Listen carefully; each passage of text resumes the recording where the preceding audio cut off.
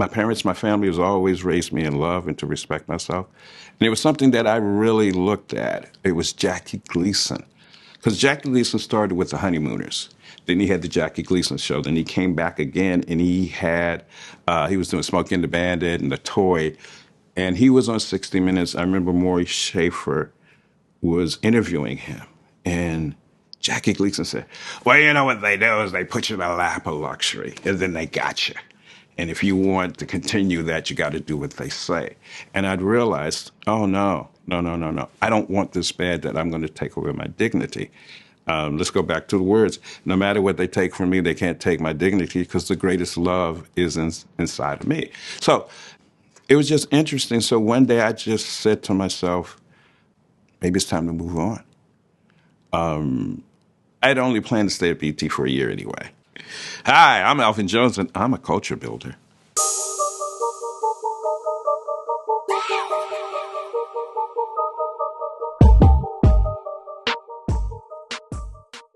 I think the one thing that I learned my first day at BET, and it's something that's always stayed with me, is that this is a business.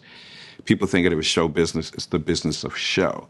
And the reason Bob was a billionaire, because he was, in the words of Jay-Z, I'm focused, man. I am doing this to raise a legacy for my family. And I learned about POs and, requests and all of the other things and invoices. I wouldn't have known about that. Well, maybe, but I know I learned about it at BET and about how there's a cost for things and there has to be return on investment and how these things work. So that, to me, helped me understand how to navigate in this business of show. So that's important. I mean, like I said, Mr. Luke Harrison at Duval High School said, when your income is less than your outgo, your upkeep becomes your downfall. One of the things that I realized when I was at BET, the one thing that was really cool, Bob Johnson had a lot of faith in me. And some people say Bob could be difficult in this, but I understood. My first day at BET was September 17th, 1984, my mother's birthday. And if you were a son, the best thing you can give your mama is she know you got a job.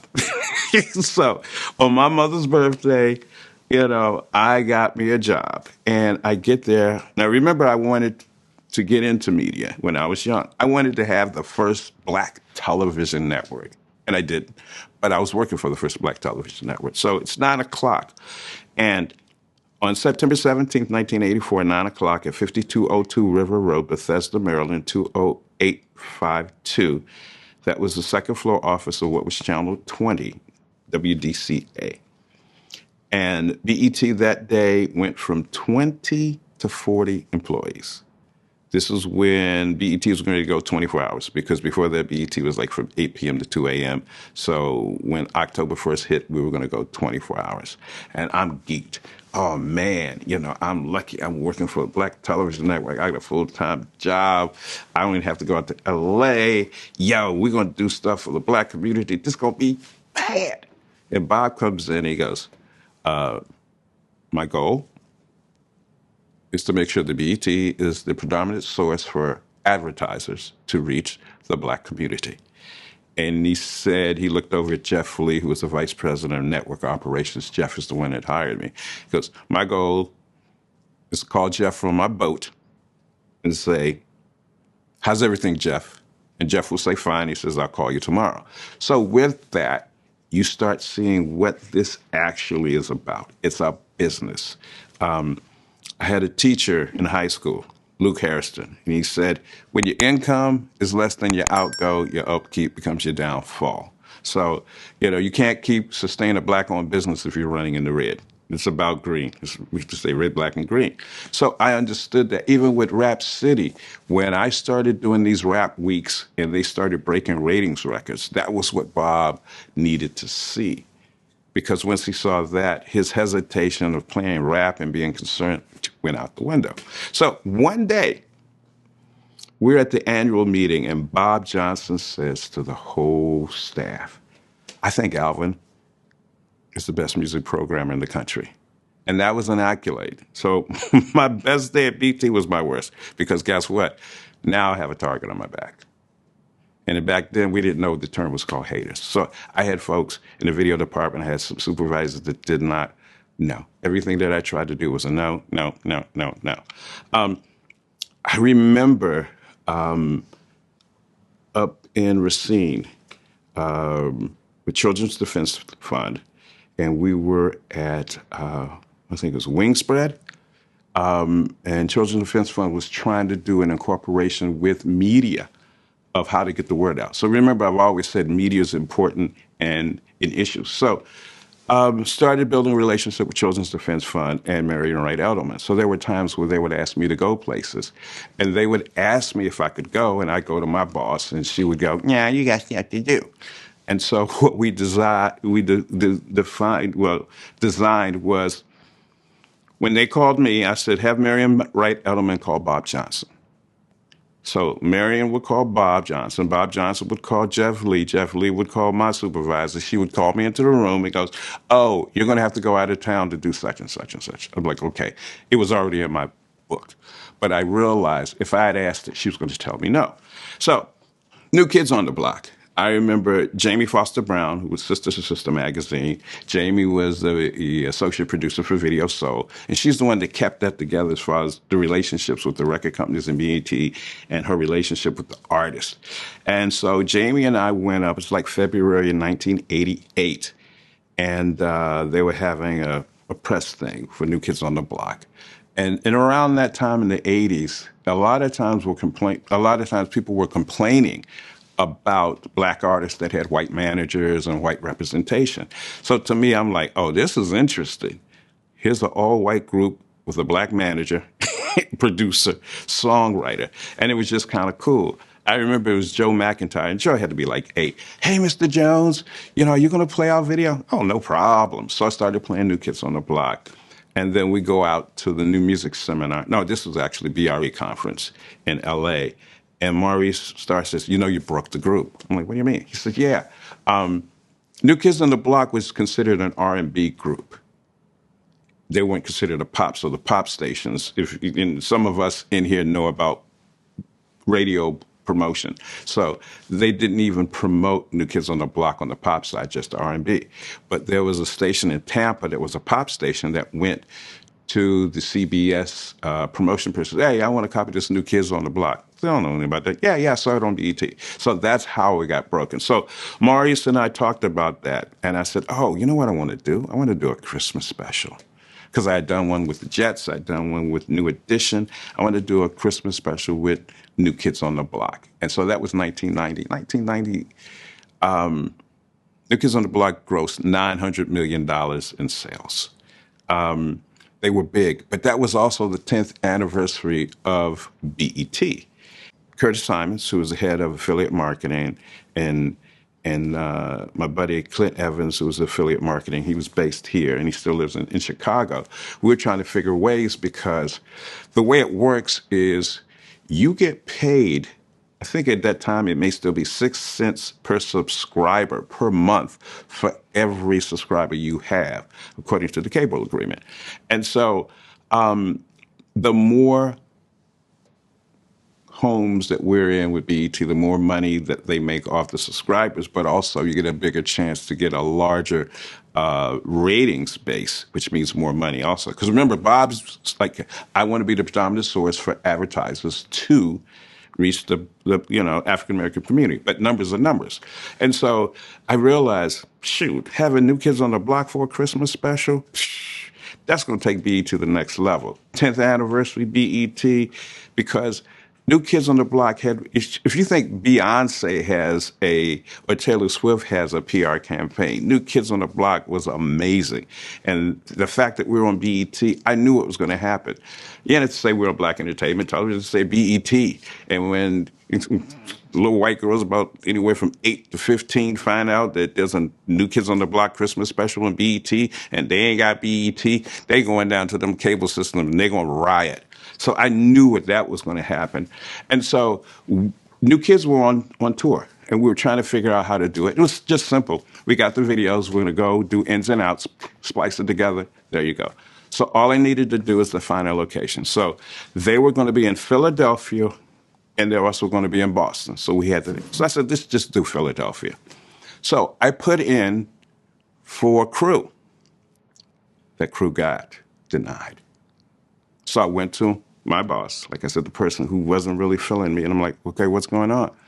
Well, you know, you're supposed to put in a PO, and it should be 2 weeks in advance, and I'm not signing an emergency PO. I'm like, well, POs are for airfare and hotel. All I need is gas and tolls to go to Philadelphia. As a matter of fact, I'll pay for the gas and tolls myself. Just give me the crew. Well, we've had new kids. No, we had Donnie and Jordan on video. So this is a Christmas special. And I remember I was at the conference for Black Entertainment Sports Lawyers out in Hawaii. And that's when I pitched. That was like November. This is when I pitched this to Maurice, and he agreed. And so she says, we had to, I said, look, I've been working on this. It's not like I just started. I've been working on this since the BISLA conference. And she said to me, well, some people want to know, why did you go to an attorney's conference and you're not an attorney? And I'm like, because that's where the deals get done. And I realized she wasn't going to give me a crew. Other than a surprise party for Jesus Christ himself, it wouldn't have been anything bigger than New Kids on the Block.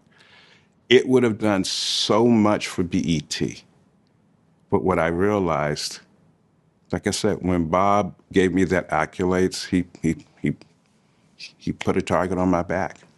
And we didn't do the special. And for me, that was like, you know what? I don't think I'm going to be here much longer. It took a lot from me. Even with the Rap City, she took Rap City from me. And I remember we went out to, Chris Thomas and I, we went out to Seattle. And Norm Rice was the first Black mayor of Seattle. And so Chris Thomas was the mayor of Rap City.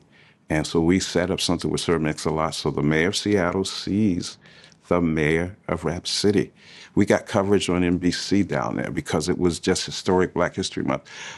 The people in Seattle was excited that BET came out because, wow, Seattle is about rap. And we did that.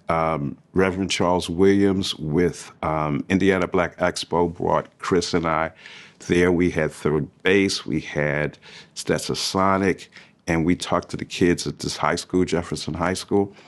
And it was a great show. And Reverend Charles Williams says, I loved it. And I had to tell him, she took me off the show. And at that time, it was very dark because there was a lady who I hold in high regard, Deborah Tang. Deborah was a VP of news, and Deborah was just straightforward stuff. And so she came over to me and she goes, if I was you, I'd look for another job. I'm like, She said, yeah. Evidently, you've pissed people off. I'm like, how did I piss people off? I don't know, but if I was you, I'd look for another job. And so I had to, from that February to around November, I just had to be quiet. Couldn't say anything. We had a McDonald's right next door to us, and that was like the most famous McDonald's because every artist that wanted to go to McDonald's, you could go there and see any artist. You could see Guy, Albie Shore, whoever. And so what would happen is people would come over and have lunch at my desk and leave their McDonald's shit there. And they did that because they thought I was going to say something, go off. And I just said nothing. So I remember Billy Woodruff was working with us. Billy, amazing video producer. Billy was, when we were at Channel 20, one of our interns. We used to call Billy the Michael Jordan of interns. His first video was Sounds of Blackness. Played that. And so Billy was still doing videos and stuff. And one time Billy just said to me, you're one of the coolest people I said, Billy, it doesn't matter. I said, they're trying to break me. They're trying to get me to react. I did nothing. Because also I was a nerd. I remember we had these 3x5 cards that we kept videos on. And it was like a box. And so each time we'd have the cards, and they were color-coded. If they were white, they were up-tempo. If they were blue, then they were slow songs. If they were pink, then they were jazz and some other stuff that we did. And so we needed to be able to categorize all of this. So the finance department had a computer, but we didn't. So what I did is I've got 3 shows, because remember, I had Video Vibration, Soft Notes, Midnight Love, originally, all shows that ran per day. And then Rap City. So I had 4 shows that I was producing a day. So I'm producing 22 and a half hours of content. And I'm like, I'm just going to buy me a computer. I bought me a Tandy, a Radio Shack Tandy 286. And it was so new that it had the 3.5-inch disc. And I had to retrofit the 5.25 5.25 disc so that I could run WordPerfect. What was it? Lotus 123, some other stuff. And I remember, I'm like, I'm gonna soup this out. I'm gonna put a hard drive. I put a 20 meg hard drive on that computer so that I could have extra stuff. So I would work from home. So a lot of people work from home. I was doing that first. And then the VP that I had said, oh, well, we need to see what you're doing. I said, look, I come in about 2 hours beforehand because I'm at home getting stuff. Nope, can't work from home. So I just said, there's no way I can do all of this stuff. So I just took my computer and put it on my desk. And so my computer that I bought myself was sitting on my desk so I can get work done. And I remember talking to Bob around the Christmas party. I said, hey, Bob, there's a lot of things we have to do. Because I remember BET used to get really pissed whenever MTV did those exclusives. So they would pay for the video, and MTV would get a 30-day exclusive. Because I remember one, it was a Jody Watley, and it was also a Bobby Brown video. Every little step you take was on a 30-day exclusive. So BET would get mad, and the directive was, give me a list of all MCA videos, and we're not playing them for 30 days. So now that I had the computer, I could do that. So I'm telling Bob, hey, the computer, this and this. I said, if I've done anything toward any favors, could you please get us a computer for the video department? And he says, Alvin, I'll get you a video. I'll get you a computer. So boom, by the beginning of the year, we had one computer. But it was just that whole idea of, you're busting your behind, you're doing all this stuff, and people don't like you for it. And I remember something happened, and I got called into Jeff Lee's office, and it was something she was pissed at me about. And I'm like, Jeff, she's treating me badly and rudely and disrespectfully. I don't care. Do what she says. And so my parents, my family has always raised me in love and to respect myself. And it was something that I really looked at. It was Jackie Gleason. Because Jackie Gleason started with the Honeymooners. Then he had the Jackie Gleason show. Then he came back again, and he was doing Smokey and the Bandit and The Toy. And he was on 60 Minutes. I remember Maury Schaefer was interviewing him. And Jackie Gleason said, well, you know what they do is they put you in a lap of luxury, and then they got you. And if you want to continue that, you got to do what they say. And I'd realized, oh, no. I don't want this bad that I'm going to take away my dignity. Let's go back to the words. No matter what they take from me, they can't take my dignity because the greatest love is inside of me. So it's funny because when I've met David Chappelle, we've talked about that. I said, Dave, I know exactly what you were doing. You had to keep your integrity, your dignity. And so it was just interesting. So one day I just said to myself, maybe it's time to move on. I'd only planned to stay at BT for a year anyway. So I'm still here. I'm here 6.5 years, and I'm having fun. And you say to yourself, well, what's on the other side? And I thought about what Jackie Gleason says. If I'm going to stay here and be successful here, I'm going to have to do like they say and what was going on. And so I remember after I left, maybe within a year, BET had an HR department, but they didn't have one before. So I remember Jeff Lee used to carry, and it's funny because I have a black father who's dominant but is also strong. So a lot of stuff that Jeff would say didn't bother me. Like, Jeff, I got a black father. I heard that. Because my father used to always threaten me. If you don't get in here and do this, I'm going to break both of your legs. Till I broke my leg one time, and he was, like, upset. And it was funny because he'd always, if you don't get in here and clean this, I'm going to break both of your legs. And one day, playing, fell, broke my leg. And so it's like 2 o'clock in the morning. My dad has to take me to the emergency room. And we get there, and one of our neighbors had cut his finger. And he's like, Willie, what are you doing here? He's like, oh, Alvin broke his leg. The next day, my neighbor brought back every tool he borrowed from my father because he was like, oh, shit, Willie ain't playing. So But what I looked at, so Jeff would have this bat, and he'd call it the nigger knocker and the whitey whacker. I mean, that was kind of that. I'm going to dominate. I never responded to that. I'm like, nah. And so you start looking at stuff, and I just said, I remember I took 5 days. I just called in sick, and that 5th day, I just resigned. But what I really was concerned about, I didn't know how Jeff was going to take it. And I said, the person who's been in my corner, who's been supportive of me, is Bob Johnson. So I'm going to do my resignation to Bob Johnson. And I told him, I said, thank you very much for all you've done. I want to start my own company. I'm sure you understand it. You're putting faith in me. You're trusting me is very important. I hold it in a high regard. And what I did, there was no email back then. So what I did is I made copies, put it in an envelope, and it was personal, confidential. So I knew that Bob normally gets to his office in Georgetown about 8:30, make sure I got there. So what I did is I sent the letter to Bob, personal, confidential, and I also made a copy to Jeff Lee, who was the vice president, and 2 of my superiors in the video department, in the production department. So the way it was going to go, everybody was going to know that I resigned.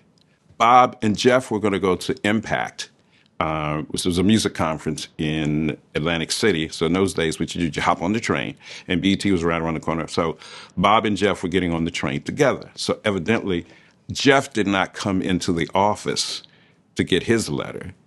And so it was on his desk. It was on the supervisor I told you to giving me some grief, and the other person who was the head of the video department. So basically, like I said, after 5 days, it's like a Popeye moment. That's all I can stand. I can't stand some more. What I find when people are under stress, when they've been abused, there's 3 ways of dealing with it. You either hurt yourself, you either hurt the person who's caused you the pain, or you walk away. And for me, it was, 1, I'm not violent. I'm not going to hurt anybody. I'm sure not going to hurt myself. So I'm just going to go walk away. And so Jeff and Bob are on the train, and Bob goes, yeah, I want to resign.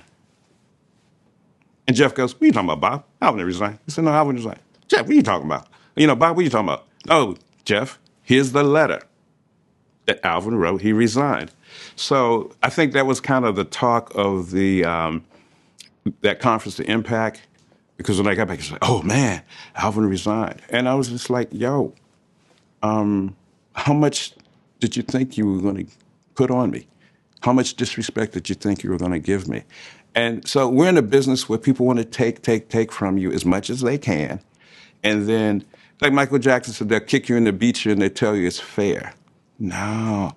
Like I said, my parents are 94. My mom's going to turn 92. My dad's 94. I was raised with love and to be of service. And sometimes, we'll say, Hall & Oates, the strong give up and move on, while the weak give up and stay. And so that's a story that really I've had inside, but this is the first time I really told it on a public area. But yeah, I walked away to have my dignity. And Jeff was mad at me. He said, well, every supervisor you had wanted to fire you, and I wouldn't let him. Well, because I was producing. And so I realized being difficult, people like you and they'll put up with you, but at a certain point, yeah, they don't want to be bothered. So I have to own that responsibility. I have to own the fact that, yeah, I'm a different type person and I know what I bring to the table, but sometimes that also brings other things with it. And so let's say the faster you go, the more drag it comes. And that's why if you see racers, they're always low profile, low center of gravity. So, and then also, I didn't know about the 48 laws. What do they say? Don't outshine the master. Now, I never outshone Bob, and Bob and I always had a good relationship. But yeah, just working with folks in that haterism and the question. So for me, as a leader, my whole thing is, how do I get my people in a position that they are growing? I mean, Rap City was created. That was DEI. That was, here's a young man who's not even in the video department. He is in the sports department. And most people are look, stay in your lane. You people in sports, I don't tell you how to throw a football. Don't tell me how to play a video. But no, that wasn't it. It was this young man had a passion. He had some energy. It was a fire. And I'm like, yo.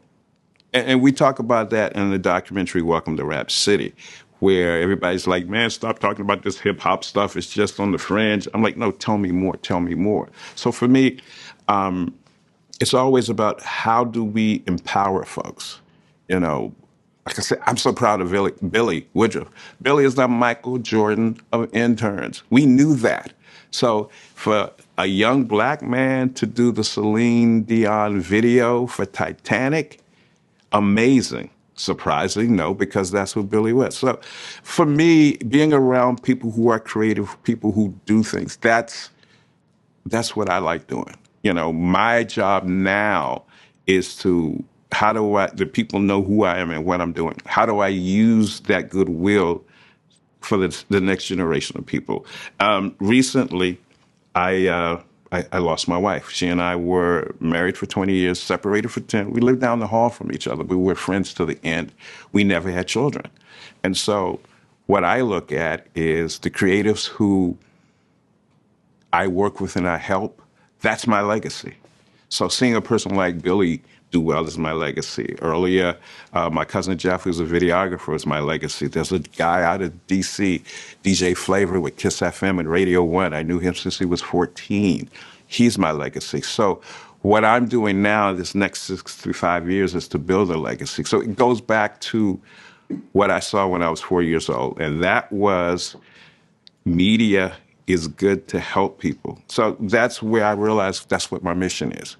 My wife is gone. She's my angel, but I know she's got my back and she's going to help me do that. So, you know, people go, are you sad? Are you grieving? I'm like, no, think about this.